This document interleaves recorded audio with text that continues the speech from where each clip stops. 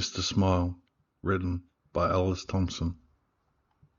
It was early in November of 1997 that a series of very strange sessions led a child psychologist in Maine to contact the authorities. It began when a patient of his began to tell him about one of their friends, this friend being imaginary as far as both the psychiatrist and the boy's parents were concerned. He called his friend Mr. Smile and would talk about him at great length during some sessions. The boy called him Mr. Smile, both because he would always be smiling, and because when he was around, the boy said everything felt happy. He said that there was a feeling of everything being okay. The boy in question was being treated for serious issues to do with anger and depression, but when Mr. Smile was around, he said that all the anger and the sadness just seemed to disappear. He said that Mr. Smile wouldn't speak, but rather just stand there, at the foot of his bed. He smelled like candy floss, and just by being there, it made the boy feel calm and safe. The psychiatrist assumed this imaginary friend was some sort of coping mechanism that the boy had developed to deal with the problems at home that had led to his violent temper, and thought nothing much of it, until another patient, a girl of about 9 years, also began talking about her imaginary friend, Mr. Smile, and then a boy of 7, and then a boy of 12, and then a girl of 11. All in all, close to 15 separate patients all began to talk about Mr. Smile. The first few he'd put down to coincidence. After all, many children have imaginary friends, and the name and description of Mr. Smile was just generic enough that it didn't concern him too much at first. But as more and more of his patients told him about Mr. Smile, he began to grow concerned. He asked for more details. Every single one of them described him the same way, using the exact same words. Now there was no way that all these children could be in contact with each other. 5 of them, for instance, were currently being homeschooled, and according to their parents when he spoke to them, never really even left the house, except when it was to accompany them on shopping trips and the like. There was no way that every single one of these kids could have rehearsed or prepared their statements together, which led him into a deeply disturbing conclusion. He spoke privately with each of the children's parents one at a time. He avoided disclosing too much information, but told them that something troubling had cropped up in multiple sessions with various patients, and that he believed that there was a chance their child was at risk. He asked for their permission to discuss matters with the authorities, and the parents gave their consent, provided they were kept in the loop as to what was going on. And so, over the course of the next week, the police came and talked to the children about their friend. They asked for details about the appearance, which none of the children could seem to describe, apart from the smile, and that he was not like them.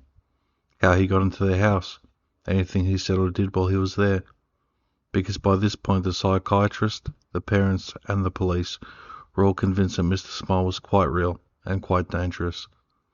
The authorities had checked to make sure there were no known predators living in the area, which they had confirmed was not the case, but it was quite clear that whoever this Mr. Smile was, he was a real person who had been sneaking into the homes of these children at night.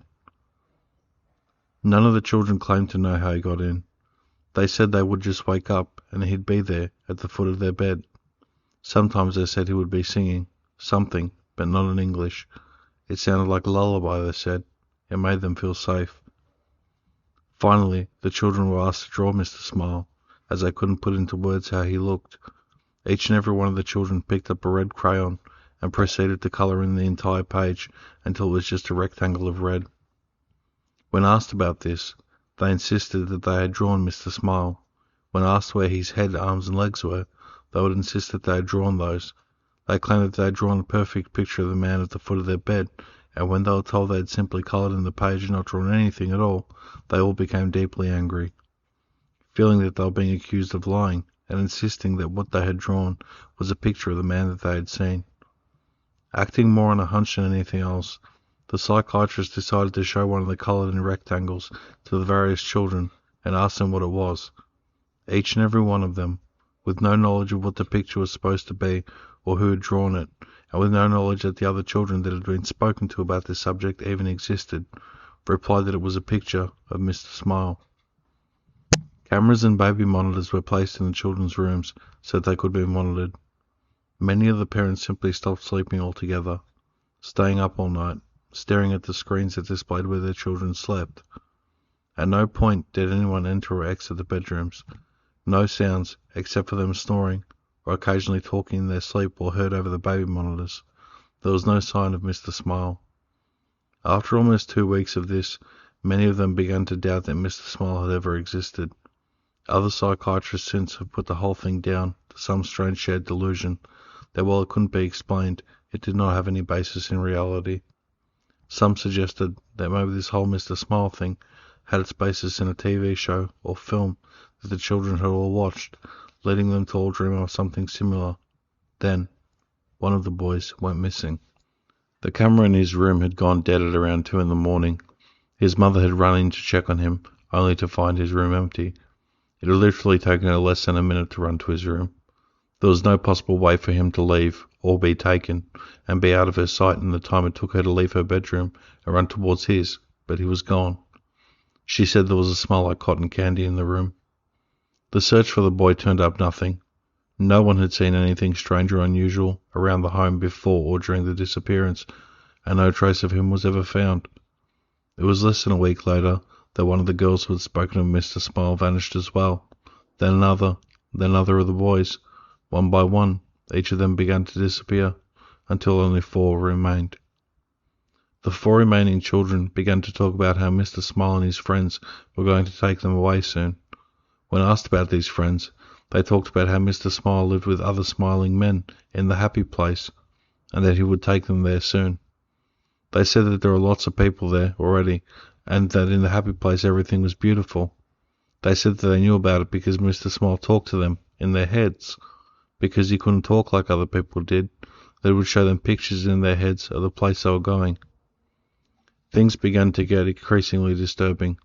After a few weeks, the children began complaining of headaches and nausea. Their schools reported that they had begun to suffer hallucinations, and 2 of them started complaining that they didn't like the place that Mr. Smile was showing them anymore. One began screaming for half an hour, acting as if they were having a fit, and screaming for the colours to stop, that the colours were horrible, and they needed them to go away.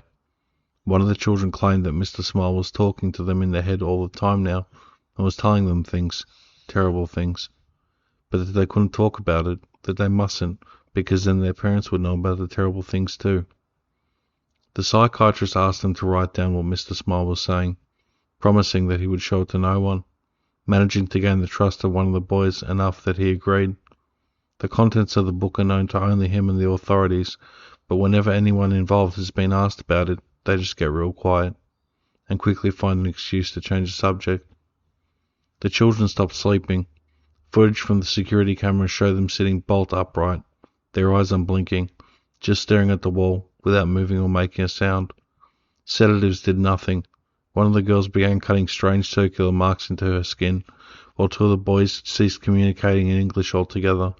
The language they spoke was never identified, and despite numerous people being asked to listen to them, they could not translate what they were saying. By the start of 1999, all 4 of the children had vanished into thin air.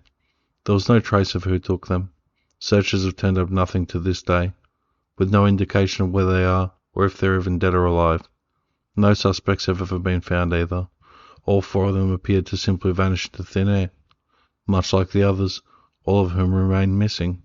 Their disappearances unexplained.